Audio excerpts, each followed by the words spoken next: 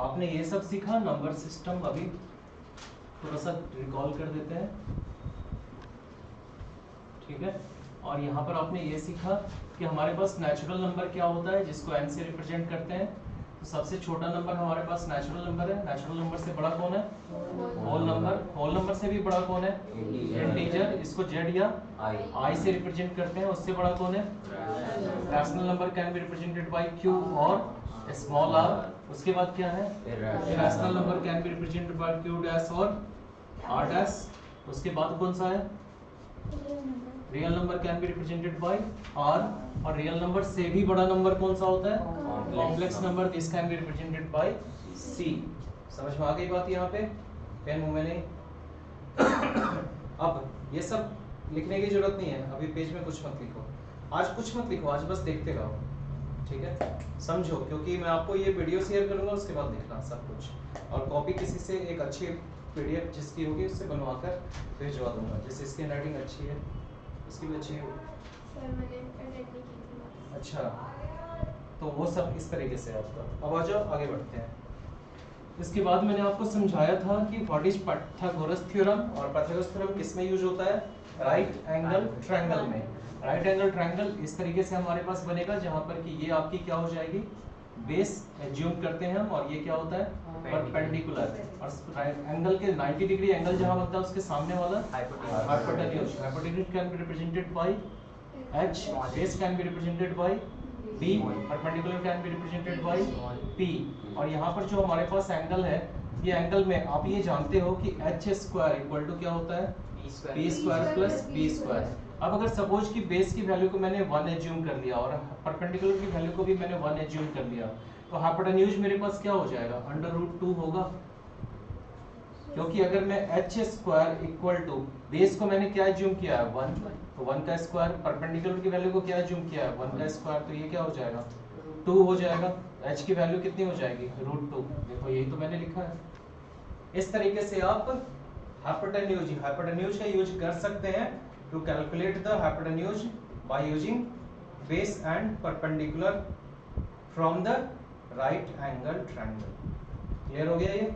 आगे बढ़े। अब मेरे पास है यहाँ पर कि हाउ वी कैन ड्रॉ। अगर मैंने पूछा आपसे, क्या नाम था? अक्षत, कि मुझे रूट नहीं मुझे 4 को नंबर लाइन पे रिप्रेजेंट करो, तो अक्षत ने कहा कि सर ये तो बहुत आसान है। तो कैसे करेंगे? एक नंबर लाइन ऐसे करके लाइन खींच देंगे। इस लाइन को हमने कह दिया कि यहाँ पर भाई a है और यहाँ पर b है। a और b के बीच में मिड में क्या आएगा? 0 आएगा। 0 के बाद सबसे पहला यूनिट तो मैंने अगर 1 एज्यूम किया तो यहाँ पर 1 आएगा, फिर 2, फिर 3 और फिर 4। ये लीजिए, आपने x इक्वल टू 4 कहा था, मैंने ड्रॉ कर दिया, हो गया। अब किसी ने आपसे बोला कि x इक्वल टू 1 ड्रॉ नहीं, 4 ड्रॉ नहीं करना है, आपको क्या ड्रॉ करना है? x इक्वल टू 4 पॉइंट नहीं लेनी है, आपको ड्रॉ करना है √2। √2 को ड्रॉ करने के लिए तो फिर आप क्या करेंगे कि हमने एज्यूम कर लिया कि ये मेरे पास एक नंबर लाइन है। इस नंबर लाइन पे यहाँ पर मेरे पास a है और यहाँ पर b है। a और b के बीच में क्या होगा? 0। तो आप जानते हो कि √2 का मतलब क्या? आप इसको 1 का स्क्वायर प्लस 1 का स्क्वायर का अंडर रूट लिख सकते हैं। 1 का स्क्वायर का मतलब, अगर ये सपोज कि मेरे पास p का स्क्वायर है और ये मेरे पास b का स्क्वायर है, अगर मैं इसको इक्वेट करूं तो p की वैल्यू क्या होगी?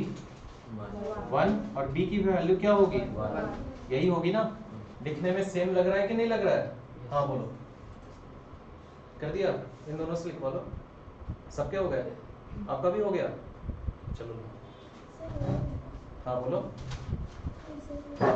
चलो क्लियर है यहाँ तक? आपका क्लियर है? बाल भारती, जब तक नाम नहीं याद होगा तब तक यही बोलूंगा। और आपका एलन, एलन है ना? ठीक है। एलन या एलिन है? एलन। चलो समझ में आ गया ये। अब मुझे यहाँ पर 1 चाहिए, पीवी और बीबी 1 चाहिए, तो बेस कितना चाहिए? 1 सेंटीमीटर, या फिर सेंटीमीटर और कोई भी यूनिट नहीं गिवन है तो हम उसको क्या लिखते हैं? यूनिट लिखते हैं, सिंपल। तो मैंने एज्यूम किया कि यहाँ से लेकर यहाँ तक, इतनी दूर तक ये मेरे पास क्या है? 1 यूनिट है।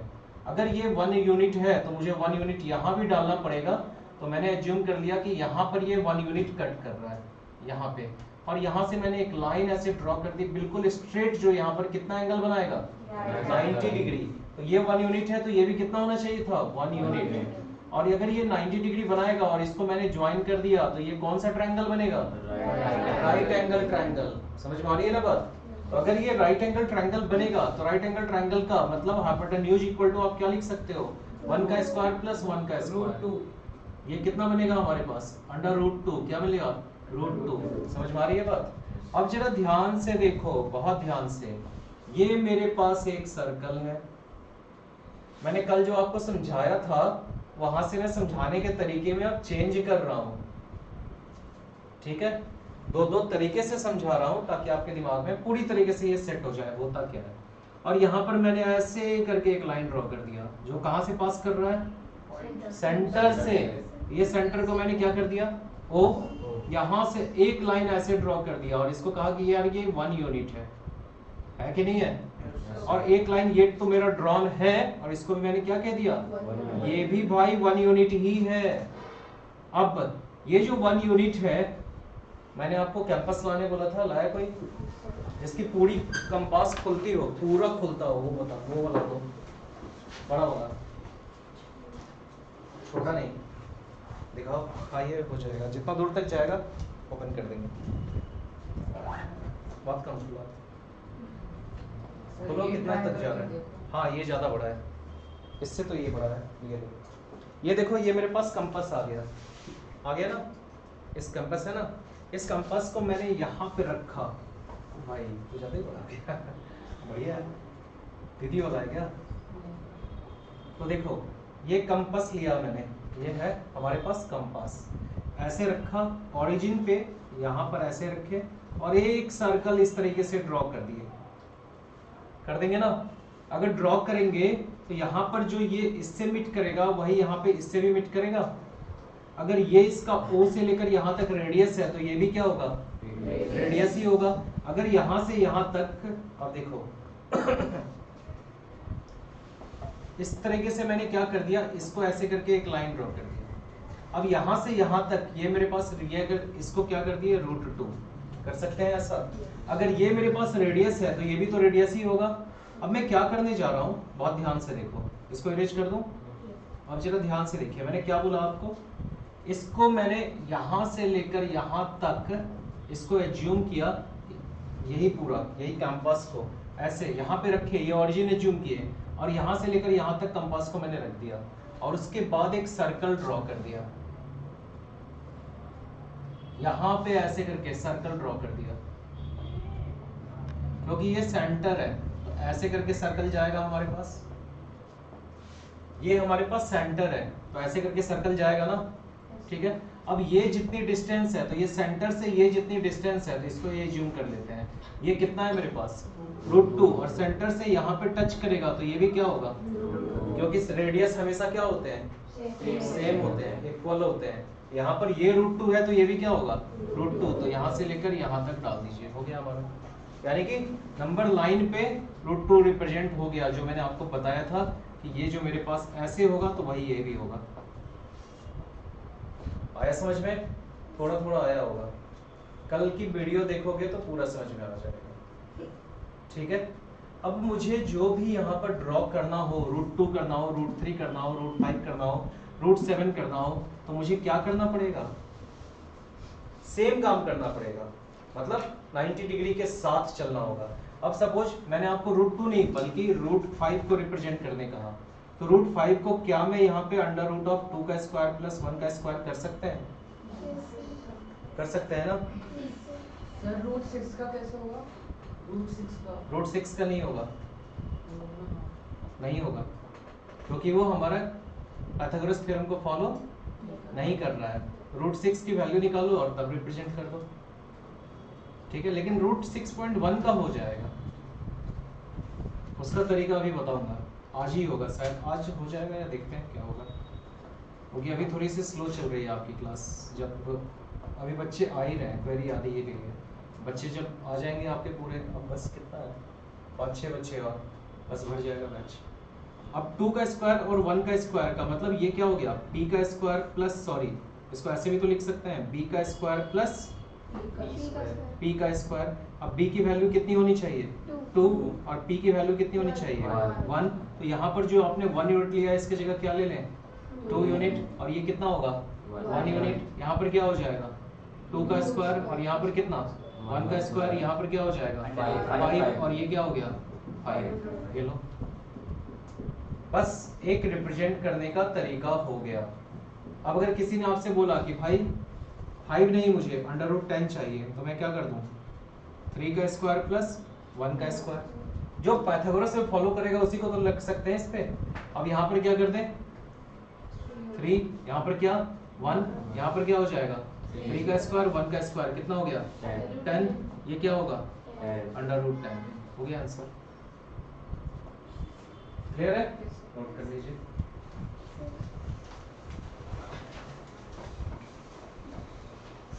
हाँ हाँ बोलो बोलो। मुझे इसके बीच में 5 नंबर चाहिए, 5 रैशनल नंबर। 5 + 1 करा, उसके बाद डिनोमिनेटर और न्यूमरेटर दोनों को 6 से मल्टीप्लाई कर दिया। बस गुड, ये पढ़ के आया है, याद है ना सबको? ठीक है, यही मैंने समझाया था लास्ट क्लास में, जो समझाया था वही रिकॉल कर रहा हूँ अभी। मैंने बोला आपको कि मुझे 5 नंबर चाहिए, तो मैं क्या कर दूं इसको 5 + 1 कितना हो जाएगा 6, तो मैं 2 × 6 और बाई कितना 6 कर दूं, और यहाँ पे 3 × 6 बाई कितना 6 कर दूं। 2 × 6 कितना होता है 12/6, और 3 × 6 कितना होता है 18/6। 12 के बाद मेरे पास क्या होगा 13/6, 13 के बाद क्या होगा 14/6, 14 के बाद क्या होगा 15/6, 15 के बाद 16/6, 17/6। 1 2 3 4 5, ये देखो हमारे पास 5 नंबर आ गया इन दोनों के बीच में, और ये सारे रैशनल नंबर ही हैं। रैशनल नंबर क्या होता है, इरेशनल नंबर क्या होता है, वीडियो में सारा बताया हुआ है। समझ में आ रही है बात? अब नेक्स्ट है मेरे पास कि अगर किसी ने कहा कि 5 और 9 के बीच में बताओ 10 रैशनल नंबर, तो इसको आप क्या करेंगे 5 × 10 बाई कितना 10, और यहाँ पर क्या 9 × 10 सॉरी 10 नहीं 11 कर दो, और बाई 9 × 11 बाई कितना 10।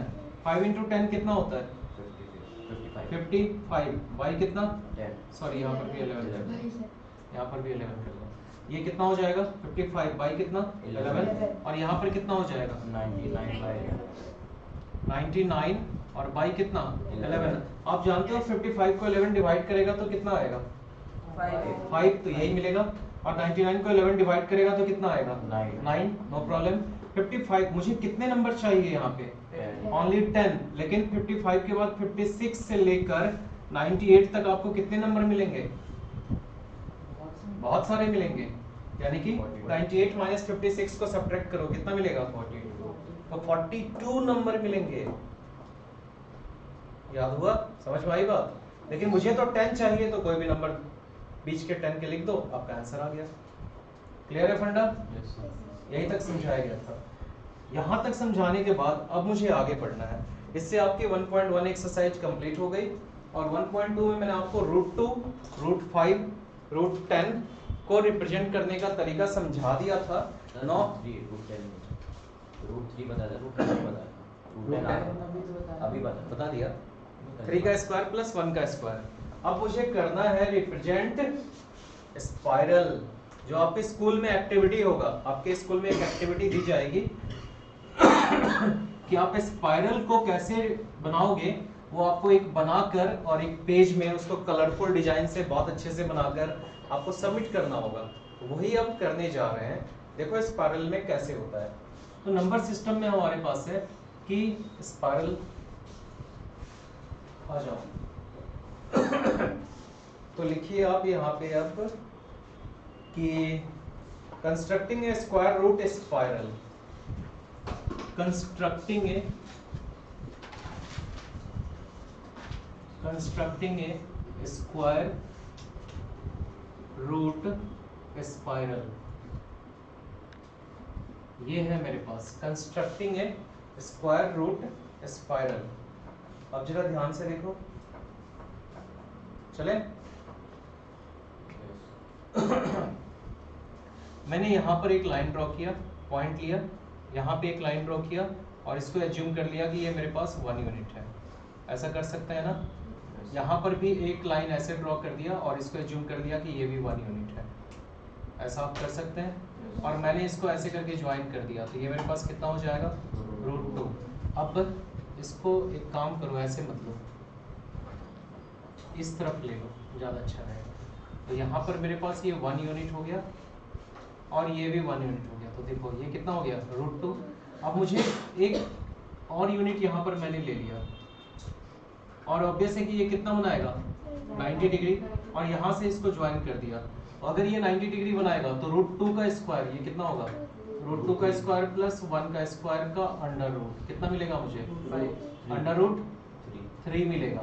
ओके, √2 का स्क्वायर से क्या मिलता है 2 और 1 का स्क्वायर से क्या मिलेगा 1, तो 2 + 1 कितना 3। अब फिर से इसको ऐसे करके कंपास से मेजर करोगे और उसके बाद फिर एक लाइन ऐसे करके ड्रॉ कर दोगे। तो ऐसे ड्रॉ कर दिया आपने, ये मेरे पास क्या बन गया, यहाँ पे यहाँ से लेकर यहाँ तक क्या बना √3, और इसको जब ऐसे करके ड्रॉ करोगे तो यहाँ से लेकर यहाँ तक क्या बनेगा ये √3 है और ये √2। बताया था ना सब कुछ, ये आप वीडियो देख लोगे तो क्लियर हो जाएगा आपको। अब मुझे √3 हो गया, √2 हो गया, अब मुझे 4 को रिप्रेजेंट करना है। सिंपल सी बात है, क्या कर दें, एक लाइन ऐसे ड्रॉ कर दें और इसको कितना यूनिट ले लें, 1 यूनिट, क्योंकि √3 का स्क्वायर प्लस 1 का स्क्वायर क्या मिलेगा, √4। √4 का मतलब क्या होता है 2 यूनिट। और यहाँ से इसको ऐसे करके लाइन ड्रॉ कर दिया और ये फिर आपने इस कंपास को यहाँ रखा क्योंकि ये सेंटर होगा और ये हमारे पास क्या होगा, रेडियस ऑफ ए सर्कल, और ऐसे करके लाइन ड्रॉ करेंगे तो this will make the arc of the circle, arc ही कहते हैं ना उसको। तो यहाँ से ऐसे करके ड्रॉ किया, ये लाइन यहाँ पे आ गई, तो ये क्या हो जाएगा मेरे पास, यहाँ से लेकर यहाँ तक 2 यूनिट। क्लियर है। अब यहाँ पे एक लाइन और ऐसे ड्रॉ कर दिए और ये 90 डिग्री आ रहा है, ये मेरे पास। अब मुझे √4 के बाद क्या करना है, √5। ऑब्वियस है कि ये मेरे पास कितना आ गया, ये आ गया आपका √3 नहीं होगा, √3 ये है भाई, ये है, ये आ गया आपका 2। अब मुझे √5 को रिप्रेजेंट करना है तो यहाँ पे क्या डालें, 2 का स्क्वायर प्लस 1 का स्क्वायर, समझ में आ रही है ना, 2 का स्क्वायर प्लस 1 का स्क्वायर, तो इसको 1 यूनिट डाल दें, ये लो। अब यहाँ से एक लाइन फिर से ऐसे ड्रॉ कर दो, कंपास को यहाँ रखेंगे और फिर ड्रॉ करेंगे और ऐसे करके एक लाइन ड्रॉ करेंगे जो आगे जाएगा। तो ऐसे करके आपने फिर से एक डाला, ऑब्वियसली ये थोड़ा सा इससे आगे जाएगा तो यहाँ तक आया, ये मेरे पास कितना हो गया, √5 हो गया, 5 नहीं, ठीक है। अब यहाँ पे फिर ऐसे करके एक लाइन ड्रॉ कर दिए, ये कितना बनाएगा 90 डिग्री, और फिर ये मेरे पास कितना आ गया, √5 आ गया। √5 का स्क्वायर प्लस इसको क्या ज्यूम कर लें 1 यूनिट, तो कितना आएगा √6। फिर इसको ऐसे करके ज्वाइन कर दो तो ये √6 आ गया, और फिर इसको कंपास रखो यहाँ पे, इसको डालो और फिर एक ड्रॉ करो तो ये 100% ऐसे आएगा। ये क्या बन गया मेरे पास, सर उनसे छोड़ना सकता हूं, क्या इस तरीके से ड्रॉ होगा, स्पाइरल में ड्रॉ होगा, अकेले इंडिविजुअल पाइथागोरस पे ड्रॉ नहीं होगा। समझ में आई बात, इसीलिए तो स्पाइरल सिखाया कि इसमें सब कुछ हो जाएगा और इस तरीके से ये ड्रॉ होते चला जाएगा। ऐसे पहले ये देख रहे हो ना कि ये इसकी लेंथ क्या होगी, छोटी, फिर इसकी क्या होगी, उससे बड़ी, फिर उसके बड़ी, फिर उससे बड़ी, फिर उससे बड़ी, फिर उससे बड़ी, फिर उससे बड़ी, फिर उससे बड़ी, फिर उससे बड़ी, फिर उससे बड़ी, फिर उससे बड़ी, फिर उससे बड़ी, फिर उससे बड़ी, ऊपर जाएगा, फिर उससे बड़ी, फिर उससे बड़ी, और ये क्या बनता जाएगा, एक स्पाइरल। कैसा स्पाइरल, ये जो आपके एनसीईआरटी में स्पाइरल दिया हुआ है इस तरीके से बनता जाएगा। स्पाइरल टाइप का बनता है ना, इसी को तो स्पाइरल कहते हैं, जो आप लोग एक्टिविटी में करते हो, 5, 6, 7 में खेले होगे, बनाया होगा कैंची से काट काट के, सीजर से बनाते हैं ना, यही चीजें होती है। ठीक है, नोट कर लीजिए, नोट कीजिए कि आप इसको अपनी कॉपी में बनाओ, इसीलिए मैंने आज ये मंगवाया। New topic is real number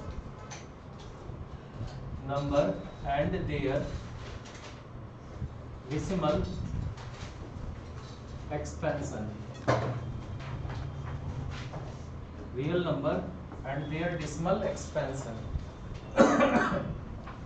ठीक है, आ जाओ चले। अब मैं यहाँ पे 3 नंबर लिख रहा हूँ, आप सबको मुझे बताना है कि 10/3 को डिवाइड करके बताओ यहाँ पर क्या आएगा, फिर 7/8 को आप डिवाइड करके बताओ यहाँ पे क्या आएगा, और 1/3 को आप डिवाइड करके बताओ यहाँ पर क्या आएगा। जल्दी से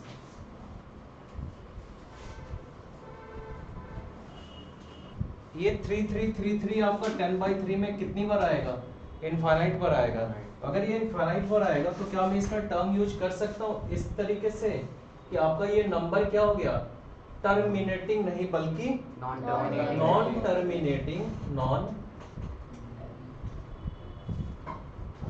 non terminating and repeating. Recurring word में अभी इस्तेमाल नहीं करूंगा, अगली क्लास में करूंगा, ठीक है। अब ये क्या हो गया, टर्मिनेटिंग, ये टर्मिनेट हो गया, ये क्या हो गया, non terminating and non terminating and repeating, ठीक है। 1/7 क्या हो गया,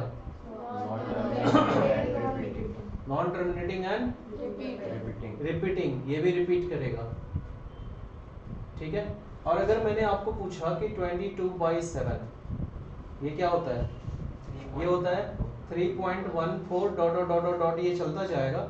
ये जो नंबर होते हैं हमारे पास, this is non terminating and non repeating.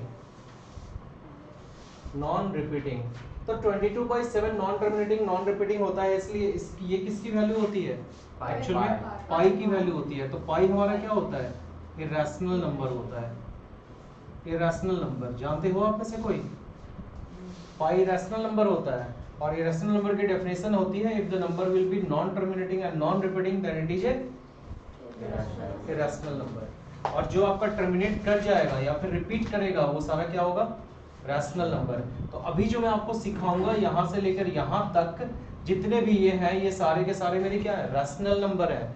और ये अगली क्लास में, और ये रैशनल नंबर जब भी हमारे पास होता है, यानी कि इस फॉर्म में मैं आपको दूंगा और मैं आपको बोलूंगा कि भाई मुझे इसका रैशनल नंबर p/q के फॉर्म में बताओ, जो अगली क्लास में आप सीखोगे। इसका p/q के फॉर्म में बताओ, इसका p/q के फॉर्म में बताओ, इसका p/q के फॉर्म में बताओ। मतलब साफ है, अगली क्लास आपकी सबसे इंपॉर्टेंट क्लास होने वाली है, और आपके स्कूल के एग्जाम में इस पे बेस्ड एक क्वेश्चन जरूर पूछा जाएगा। अब मेरे पास जो नंबर हो गए वो दो नहीं 3 तरह के हो गए। पहला नंबर हो गया, नंबर से क्या हो गया मेरे पास, एक रैशनल, और दूसरा क्या हो गया, इरैशनल। अब रैशनल से मेरे पास क्या बन जाएगा, पहला नहीं, पहला टर्मिनेटिंग, दूसरा क्या हो जाएगा, नॉन टर्मिनेटिंग एंड रिपीटिंग, ठीक है। और इरेशनल नंबर का क्या होता है, non terminating and non repeating, ठीक है। अब टर्मिनेट का नंबर के example 1/2, 1/5, 1/10 etcetera. Non terminating and repeating का 1/3, 1/7 एक्सेट्रा। समझ में आ रही है बात। और नॉन टर्मिनेटिंग एंड रिपीटिंग √2, √3, √5, उसके बाद पाई एक्सेट्रा। ये सब क्लियर हो गया।